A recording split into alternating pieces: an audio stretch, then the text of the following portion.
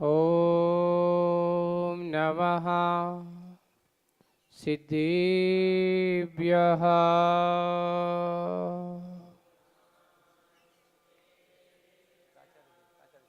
ॐ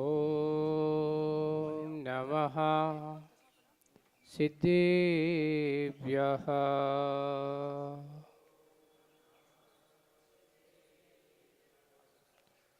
नमो अरिहन्ताणम्।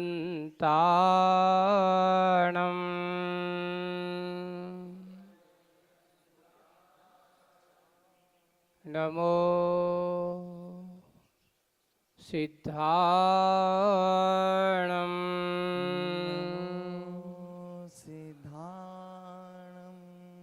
नमो आयर्याणम्।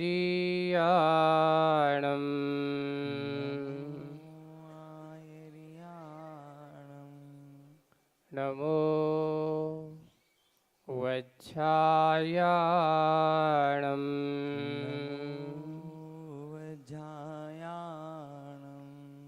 नमो लोये सव्यसाहूरम्।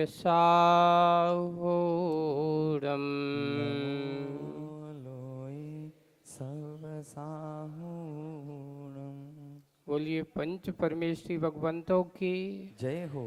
शासन नायक भगवान महावीर स्वामी की जय हो। मूल नायक देवादिदेव 1008 श्री पार्श्वनाथ भगवान की जय हो। सिद्ध चक्र महामंडल विधान की जय हो। परम पूज्य आचार्य गुरुवर श्री विद्यासागर जी महाराज की जय हो। आचार्य श्री समय सागर जी महाराज की जय हो। 3 कम 9 करोड़ मुनि राजों की परम पूज्य मुनि अजित सागर जी महाराज की, समस्त मुनि आचार्य संघ की। प्राचार्य महोदय और उपप्राचार्य महोदय ऊपर स्थान ग्रहण करें।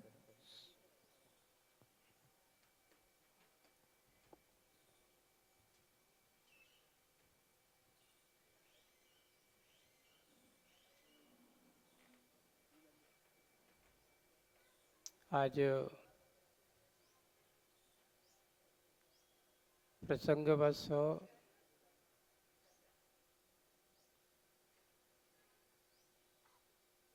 एक छोटा सा प्रश्न से आज अपनी बात करते हैं। 2 सुई हैं जिससे सिया जाता है, सीने वाली सुई। एक सुई में धागा लगा हुआ है और एक सुई जिसमें धागा नहीं है, और दोनों सुई नीचे जमीन पर गिर गई। धागा वाली सुई और बिना धागा वाली सुई। अब आपसे खोजने को कहा जाए कि बताओ खोजो कौन सी सुई सबसे आसानी से मिल सकती है। बहुत सरल प्रश्न है ना। आसानी से कौन सी सुई मिल जाएगी? धागा वाली है। बिना धागा वाली सुई को खोजने में थोड़ा सा क्या लगेगा? प्रयास करना होगा। और मिल जाए कोई भरोसा नहीं है।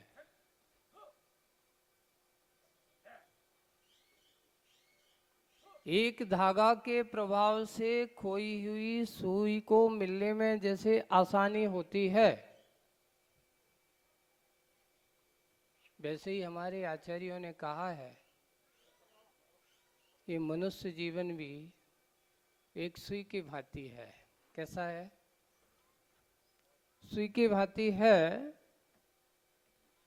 अब इसको आपको एक संयम नियम के धागे से डाल करके सुरक्षित रखना है कि बिना संयम के, बिना नियम के, पूरी की पूरी बिना धागे की सुई की तरह रखना है।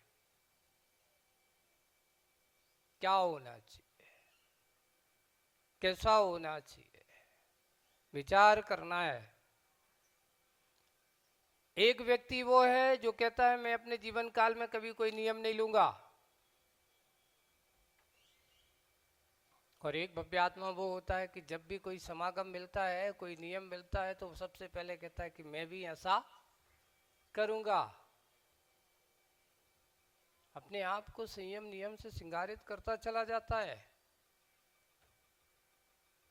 संसार में भटकने वाले बहुत सारे जीव होंगे, लेकिन भटकन को मिटाने वाले जीव बहुत कम होंगे। अभी मैं पद्मनंदी पंडित सत्या मेरे सामने रखी हुई है,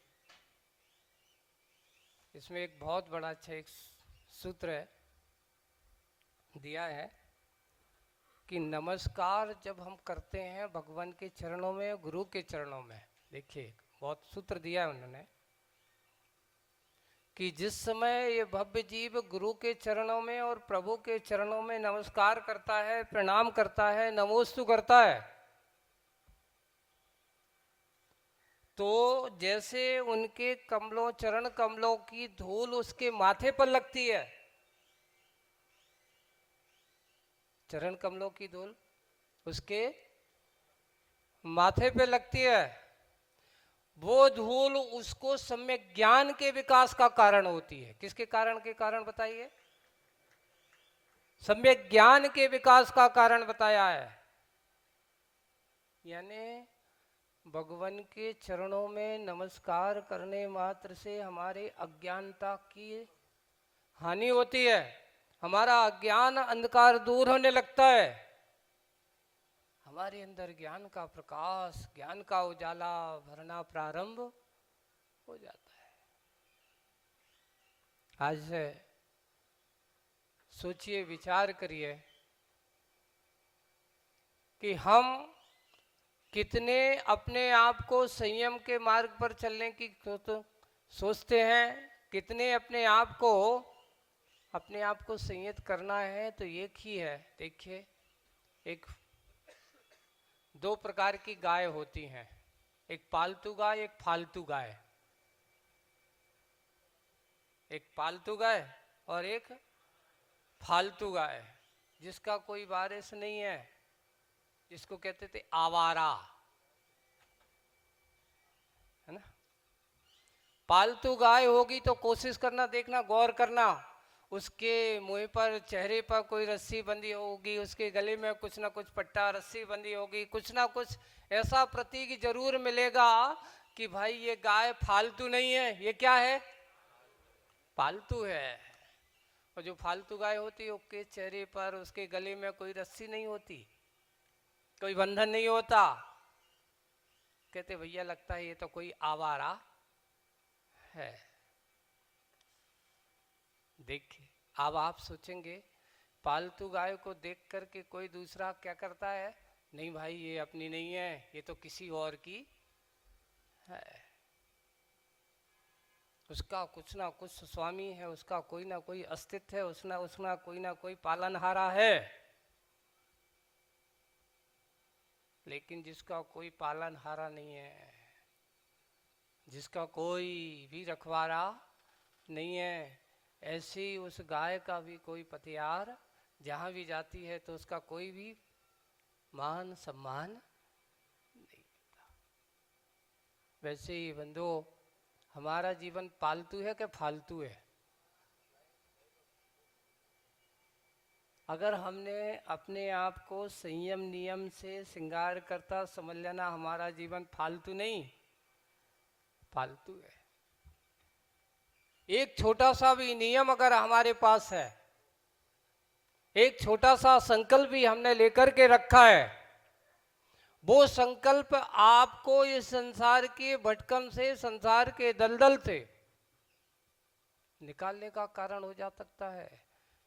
लिखा है कि जिसने श्रावक की पर्याय में आकर के मात्र अष्टमूल गुण का संकल्प लिया हो, सप्त व्यसन का त्याग किया हो, प्रतिदिन भगवान के मंदिर में जाकर के अपना मस्तक रख करके अपनी भक्ति भाव के साथ उनके चरणों में अपने आप को नतमस्तक करता हो, वह मनुष्य कभी संसार की नरक निगोद की यात्रा के दलदल में फंस नहीं सकता। निगोद की यात्रा नहीं कर सकता। महत इतना संकल्प, कोई बड़ी बात नहीं है। अगर आपसे पूछा जाए अष्टमूल गुण क्या होते, तो आप कहोगे मध्यमास 5 पापों का त्याग और मध्यमास मधु का त्याग। कितना छोटा सा नियम है अष्टमूल गुण। या फिर एक दूसरे आचार्य की है अपेक्षा से कहते हैं 5 उदंबर फल का त्याग, मध्यमास मधु का त्याग, और सरल हो गया। दोनों के कथन में अंतर है। अब आपसे पूछा कि तुमने कभी पीपल का फल खाया, खाने की जरूरत है। बड़ के फल का त्याग, बड़ खाया, उमर खाया, पाकर खाए, बोले कि कभी नहीं खाए। त्याग है, बोले कि त्याग नहीं। क्योंकि मैंने आज तक संकल्प पूर्वक किसी गुरु के पास जाकर के अष्टमूल का संकल्प नहीं लिया। अच्छा, कौन कौन ने लिया है यहाँ अष्टमूल का संकल्प वाले हाथ उठाना। लिया हो, और जिनका नहीं है उनके आज ले सकते हैं। अच्छा, कौन कौन लेना चाहता अष्टमूल के संकल्प। बस अभी भी कई दुविधा में पड़े, कहीं खाने में आ गए तो हमारा नियम क्या हो जाएगा। मध्यमास मधु का अष्टमूल गुण में देखिए 5 उदंबर फल। 5 उदंबर फल कौन कौन से हैं? बड़, पीपल, उमर, पाकर और कठुमर। ये 5 उदंबर फल हैं जिनको आपने कभी खाया नहीं, देखा तक नहीं होगा अहमदाबाद लोगों ने, है ना। और मध्य मास मधु सोच कर लेना। मध्य, मध्य में अर्थात क्या आता है? शराब। अकेली शराब नहीं आती है, ध्यान रखना। तंबाकू भी मद्यपान में आती है, बीड़ी भी मद्यपान में आती है, सिगरेट भी मद्यपान में आती है, और चाय भी मद्यपान में आती है। अब तो कठिन हो गया महाराज अष्टमूल गुण, अब नहीं ले सकत, है ना। अब तो हाथ ही जुड़ाए हुए करे। क्यों, चाय भी आपने कह दिया।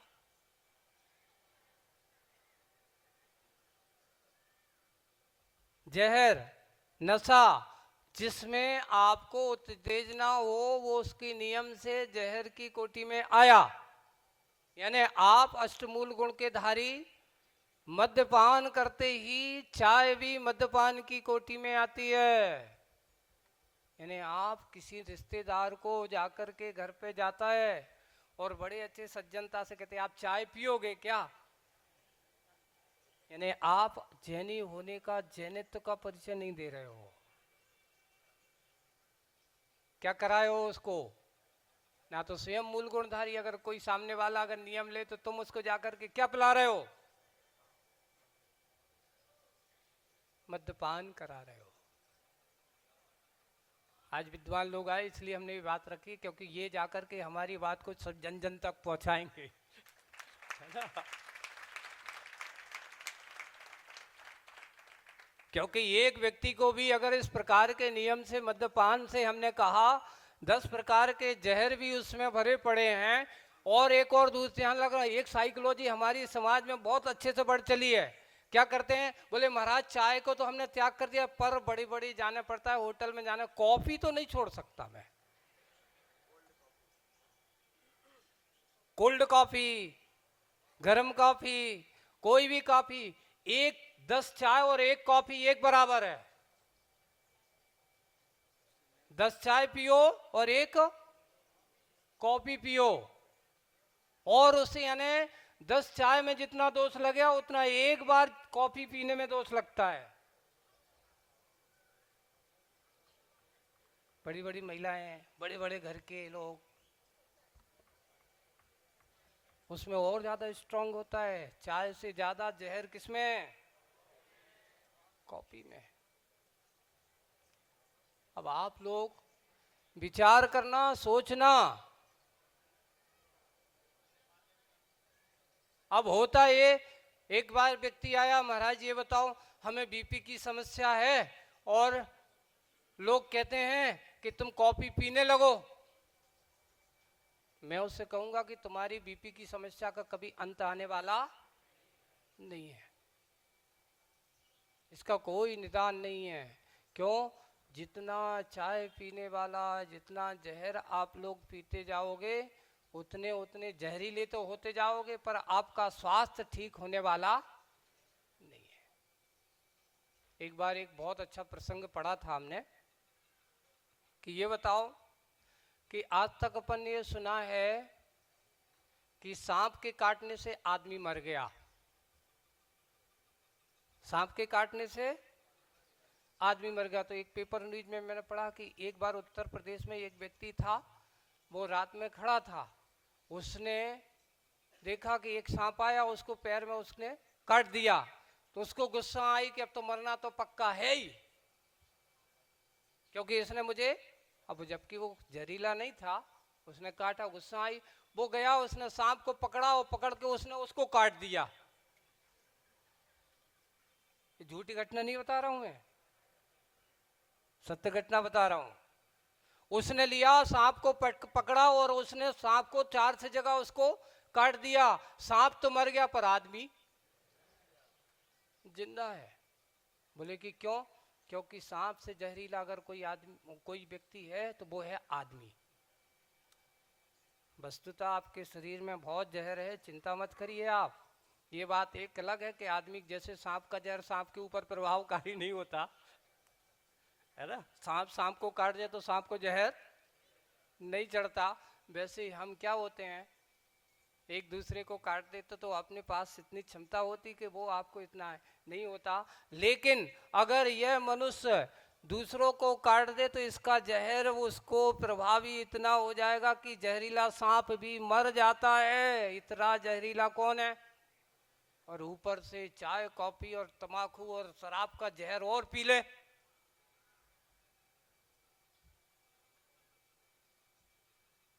इतना जहरीला, कितना जहर में और जहर भरा पड़ा हो, इतना जहरीला बन जाएगा तो इसके जीवन क्या होगा? विचार करो, सोचो, हमारा जीवन किस दिशा में जा रहा है? जहर उतारने के लिए है कि जहर बढ़ाने के लिए है? हम अपने आप को किस दिशा में ले जा रहे हैं? इसलिए कहा कि मात अष्ट मूल गुण का पालन, मध्य मास मधु का त्याग। आप मांस का त्याग कर देते हो, मधु का त्याग कर देते हो, मद्यपान का त्याग करना। एक व्यक्ति आए, महाराज एक काम करो, मैं 10 उपवास करने के लिए तैयार हूं, बस दिन में एक चाय की छूट दे दो हमें। तो मैंने कहा एक काम करो, 10 दिन तुम अच्छे से रोटी खाओ पर चाय नहीं पीना, तो तुम्हें पुण्य लगेगा। यहाँ से कई महिलाएं भी यहाँ से हम आ जाए कहते हैं, लेकिन महाराज जी हम क्या करते हैं, जिस दिन एकासन तो करते हैं, साथ में वही समय में एक कप चाय भी पी लेते क्या? क्यों? सिर दर्द होता है। यानी आप उस चाय के आदी हो चुके हैं, यानी चाय ने आपके दिमाग के ऊपर इतना असर डाला है कि जैसे कि एक शराबी को शराब नहीं मिलती तो वो तड़पता है, वैसे ही चाय भी अगर तुम्हारे जीवन में ऐसी बन गई है, आप उससे तड़प रहे हो, तो समझ लेना मैं व्यसनी बन चुका हूं, उसका आदी बन चुका हूं। इसलिए अपने आप को थोड़ा सा संयमित से सत्कार करने की कोशिश करो। श्रावक के पास अष्टमूल गुण नहीं है, समझ लेना उसको मनुष्य जीवन तो मिला, पर उसकी जीवन कैसी है? जैसे बिना धागे की सुई। सप्तव्यसन, ये तो हमारे मूल आचरण में होना चाहिए, ये हमारे संस्कार हैं। अपने यहाँ लिखा है कि श्रावक का कुलाचार क्या है? श्रावक के कुलाचारों में लिखा है कि प्रतिदिन भगवान के दर्शन करना, पानी छान के पीना, रात्रि में भोजन नहीं करना, और अष्टमूल गुण को संकल्प लेकर के अपने आप को संकल्पित करना। मात्र अष्टमूल गुण का अच्छे से कोई पालन करता हो, बंधुओं, इतना निश्चित है वो कभी नारकी नहीं बनेगा, कभी त्रंच गति में नहीं जाएगा, कभी दुर्गति का उपात ना। अष्टमूल गुण में इतनी सामर्थ्य है। महाराज हम प्रतिमा तो नहीं ले सकते, बिल्कुल मत लो, नहीं ले सकते हो, तो अष्टमूल गुण की संकल्प तो कर सकते हो। फिर बाद में वो क्या कहता है, यहाँ आएंगे, कहते हैं महाराज हम घर पे तो पूरा पालन करेंगे, बाहर की छूट दे दो। क्यों?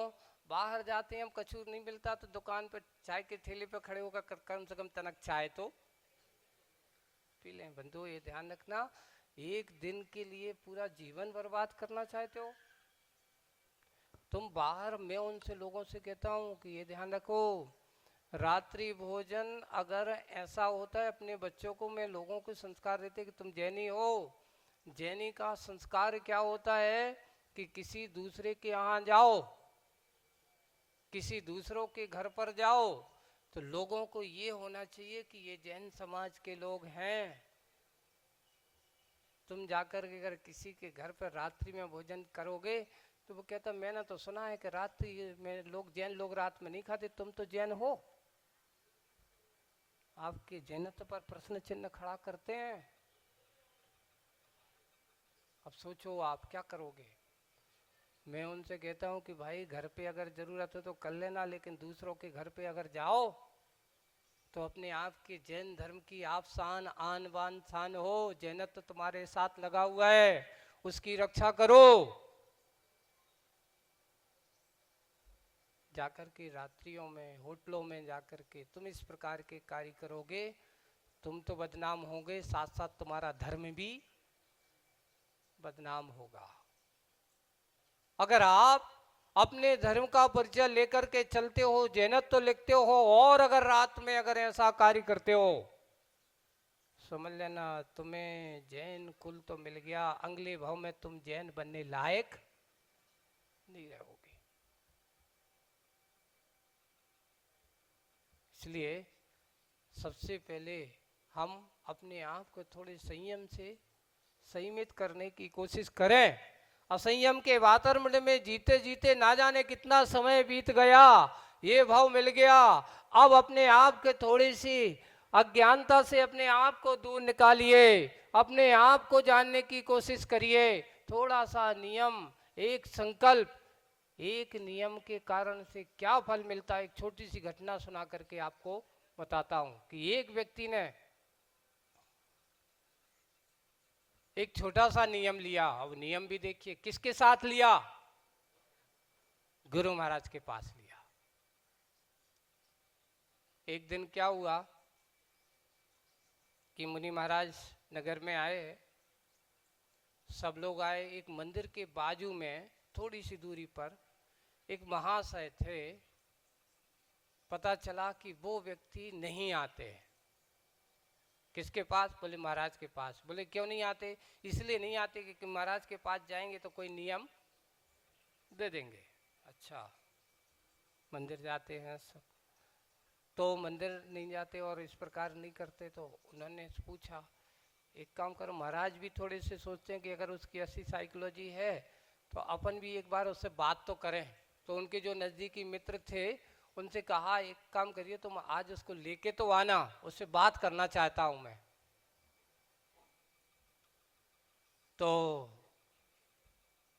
आखिर वो मित्र की बात मान करके उनके पास आ गया और महाराज से पूछा, क्यों भाई क्या हाल चाल है? बोले कि सब ठीक है महाराज। मंदिर जाते हैं? बोले कि नहीं जाते। क्या करते हो? बोले काम धंधा करते हैं। तो उनसे कहा कि भैया एक काम करो, मंदिर जाने का नियम तो ले लो, और कुछ नियम लो या ना लो। बोले कि नहीं लूंगा। नियम का उसने एक बात बड़ी अच्छी कही, नियम ना लेने का नियम मेरा है। नियम ना लेने का नियम महाराज मेरा एक नियम है, नियम नहीं लेना। अच्छा, तुम्हारा ये नियम है कि नियम नहीं लेना। बोले कि आज तो तुम कुछ ना कुछ तो करना पड़ेगा। महाराज भी उससे कहते ठीक है, मंदिर आने का नियम नहीं ले रहा है, नहीं लेना। अच्छा ये बताओ, तुम ऐसा कोई काम करते, सुबह से उठते हो तुम्हें सबसे पहले कोई ऐसी चीज दिखती हो? बोले कि हाँ, एक पड़ोस में हमारा एक कुम्हार है, उसका एक गधा है, और जैसे ही मैं घर से सो के उठता हूँ वो दरवाजे के सामने खड़ा तो सबसे पहले मुझे कौन के दिखता? गधा दिखता है। क्या दिखता है? तो उससे कहा कि एक काम करो, तुम गधा को देखने का नियम ले लो। बोले कि जो तो सरल है, वो तो रोज देखा तुम। क्या देखने का नियम ले ले? गधे को देखने का नियम ले लो। और जब तक वो गधा नहीं देखेंगे, जब तक हम दूसरा काम नहीं करेंगे। क्या तो महाराज ये ले लेते पक्का? गधे को देखने का नियम ले लिया उसने, भगवान के दर्शन करने का नियम नहीं लिया। पर महाराज के सामने ये भी नियम ले लिया कि ठीक है, मैं गधे का रोज देखूंगा। अच्छी बात है, उसने नियम ले लिया। अब हुआ ये कि धीरे धीरे सहज चलता रहा जब तक उसका काम। लेकिन कुम्हार का काम चालू हुआ, कुम्हार का महीने आया, यानी जब अश्विनी वगैरह दीपावली के समय, तो अब मिट्टी लेना, उसको दिया बनाना है, बर्तन वर्तन बनाने का काम तेजी पे आया। तो वो सुबह 5 बजे अपने गधा को लेकर के कहाँ चला गया? खदान पे चला गया।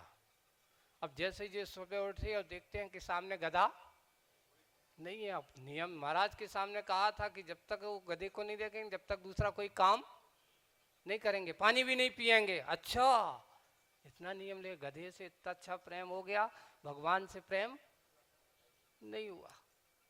अब उसने गया, उसके घर पे पहुंचा। क्यों? वहीं से पूछते उसके परिवार से, गधा कहाँ गया? बोले कि वो तो खदान पे लेकर गए। खदान कहाँ है? थोड़ी दूर पर है। कितनी दूर है?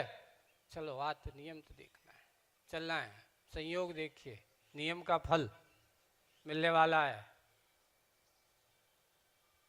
वहां गया और जा रहा है, जाते जाते खदान थोड़ी सी अंदर थी, और उधर उस कुम्हार को इतने दिन से खदान में खुदाई कर रहा है, आज तक कुछ नहीं मिला। और आज जैसे ही गया और उसने खुदाई की, खुदाई करते समय आज उसे स्वर्ण की मुद्राओं से भरा एक छोटा सा घड़ा मिल गया। और जिस समय उस घड़ा उसके हाथ लगा, उसी समय वो व्यक्ति पहुंचा और खदान के ऊपर से कहता है, मैंने देख लिया। क्या देख लिया? देखने क्या गया था बताओ? गधा। और उसने जोर से ये कहा कि मैंने देख लिया। इधर कुमार कहता है, जो तो गड़बड़ हो गई, सेठ जी ने आज हमारा सब कुछ देख लिया। अब वो भागा भागा आया घर पे। घर पे आया, सेठ जी एक काम करो, कोई से कहियो मत, अपन एक काम करो, आधो आधो कर लेते। क्या आधा आधा कर लेते? बोले कि आज तुमने जो देखा था उसी समय मुझे सामने उसने रख दी, ये सोने की मुद्राएं मिली। ओ, एक गधे को देखने का नियम का फल सोने की मुद्राएं। तो साक्षात भगवान के दर्शन करेंगे तो क्या रत्नों की वर्षा अपने आप हो जाएगी। चतुर्मास चल रहा था, जाकर के वो महाराज के सामने पहुंचा। महाराज, आपके नियम में बड़ा दम है, आपने हमें गधे को देखने का नियम दिया, और गधे के देखने का नियम का फल ये हुआ कि मुझे स्वर्ण की मुद्राएं मिल गई हैं। तो साक्षात, तो महाराज कहते हैं, अगर गधे देखने से स्वर्ण मिल रहा है, तो अगर भगवान को देखोगे रोज तो क्या मिलेगा बताओ? भगवान के दर्शन करोगे तो क्या मिलेगा? गुरुओं के दर्शन करोगे तो क्या मिलेगा?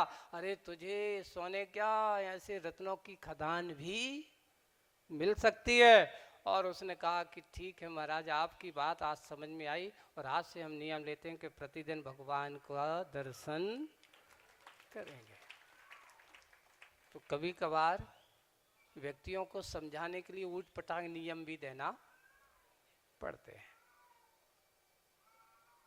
ऐसे भी होते हैं, सुधारने का काम होता है। एक बार एक सज्जन थे और उनसे कहा, वो कहते महाराज हम सूर्योदय के समय नहीं उठ सकते, हमके उठने का नियम ले लो, है ना? तो वो फिर क्या है, नहीं बहुत नींद आती, तो एक काम करो, अलार्म लगा दो कि इतने बजे सूर्योदय होता है, और अलार्म लगा करके सूर्योदय के समय जैसे ही अलार्म बजे उठो और देख करके आओ। भला ही तुम फिर एक नवोरी अंताणम का पाठ करना, 9 बार नवोकार मंत्र पढ़ना, और फिर तुम्हें अगर नींद आती तो फिर सो जाना जरूर चाहे। लेकिन पहले उठने का नियम तो ले लो।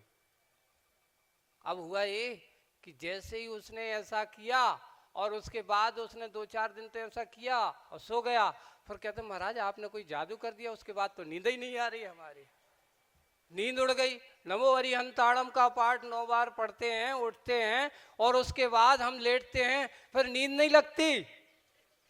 मैंने कहा ये तो उसका नहीं, ये नमो हरिहंताड़म का चमत्कार है, एक बार अच्छे मन से पढ़ के तो देखो। बंधुओं, आज आप लोगों को जो बताया गया कि जो कुछ भी हो अपने आप को थोड़े से संयम के नियम के सूत्र में ढाल करके रखो। बिना धागे की जैसे सुई का कोई पतियार नहीं होता, जैसे फालतू गाय का कोई पतियार नहीं होता।